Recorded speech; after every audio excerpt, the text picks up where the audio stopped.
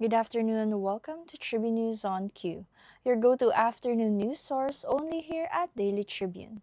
We are now live at Daily Tribune Facebook page, Daily Tribune PH on YouTube, and at Daily Tribune Official on TikTok. For today's headlines. President Marcos assures Filipinos there's no need to hoard basic goods despite rising oil prices. The Philippine Embassy in Israel urges Filipinos to stay near shelters amid possible Hezbollah missile attacks.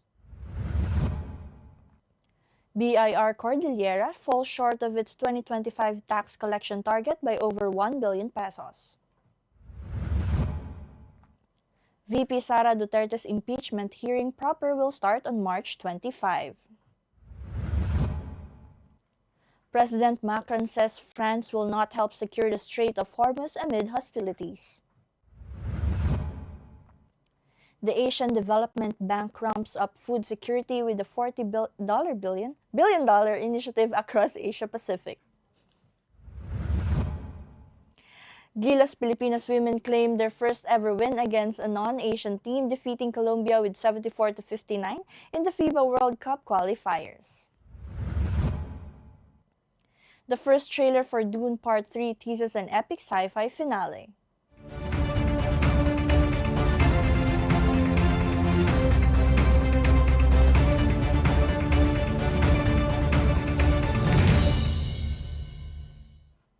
Today is the 18th of March 2026, Wednesday, and I'm Chynna Basillaje bringing you today's top stories.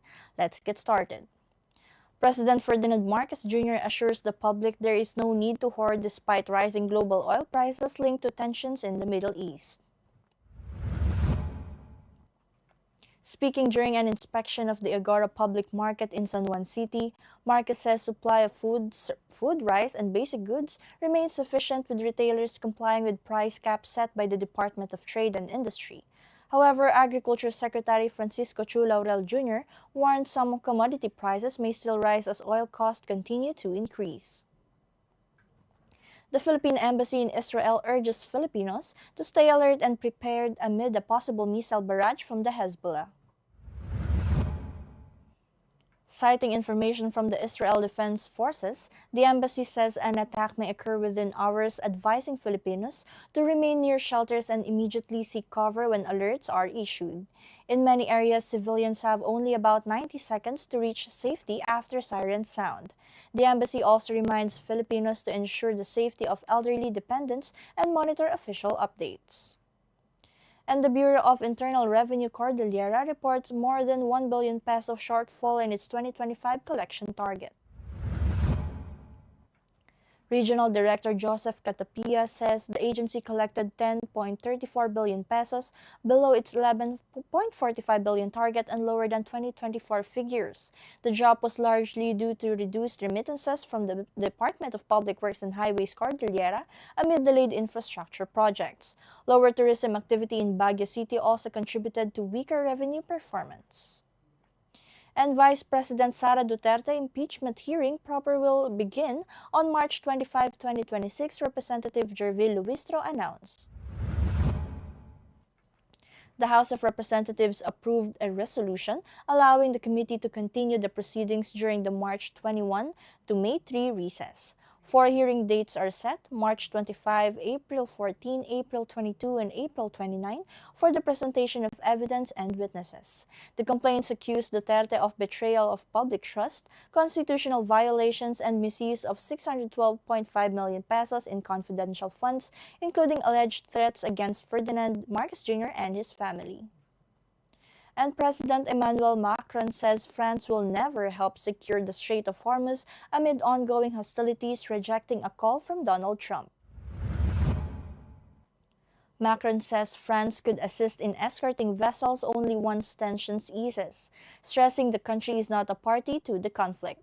The strait, a key route for about 20% of global oil shipments, remains effectively shut as fighting escalates, pushing world oil prices sharply higher. And the Asian Development Bank is ramping up food security efforts with a $40 billion push across Asia and the Pacific.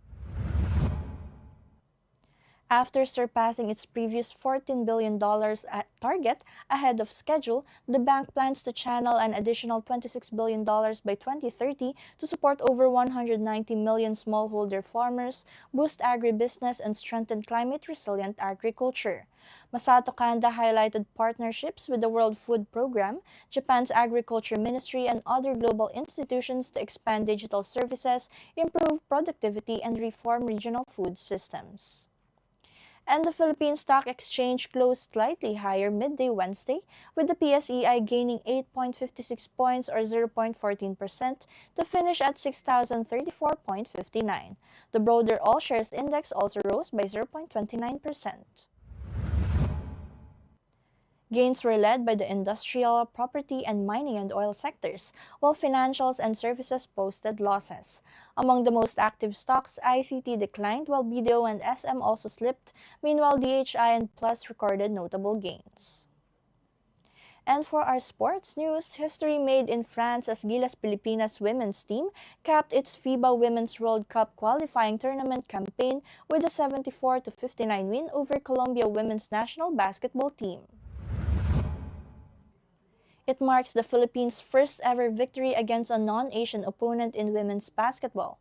Casey De La Rosa led with a dominant 25 points, 19 rebound performance, while Sumaya Sugapong added 21 points, powering a decisive second-half surge to secure the historic win. And the first trailer for Dune Part 3 teases an epic finale to the trilogy by Denis Villeneuve. Set 17 years after the previous film, Timothée Chalamet returns as Emperor Paul Atreides, leading a brutal galactic war. The film also introduces Robert Pattinson as villain Scytale, with returning stars Zendaya and Jason Momoa. Based on Dune Messiah, the movie premieres December 18. And Katribu, did you know on this day in 1942, President Franklin D. Roosevelt created the War Relocation Authority in the U.S. These led to the forced relocation of Japanese Americans into internment camps during World War II. Thousands of families were uprooted from their homes, a stark reminder of how fear can change history. And viral now on TikTok is the video uploaded by @MRLXKY with 4.3 million views and more than 300,000 likes.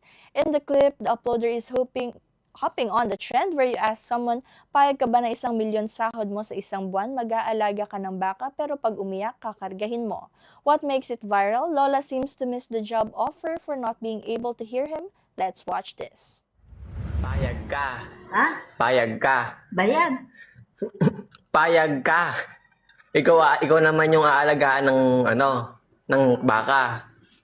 Pero maintindihan na. Payag ka. Tayo. Payag ka, ikaw naman aalagaan ng baka. Sa bayan. Ano? Payag ka baka ko, ikaw ang aalagaan naman ng baka. Palad. And that's all for now. Join us again at 4:30 p.m. still here on Daily Tribune's Facebook page, Daily Tribune PH on YouTube, and at Daily Tribune Official on TikTok. Once again, I'm Chynna, Basillaje, and this has been Tribune News on Q.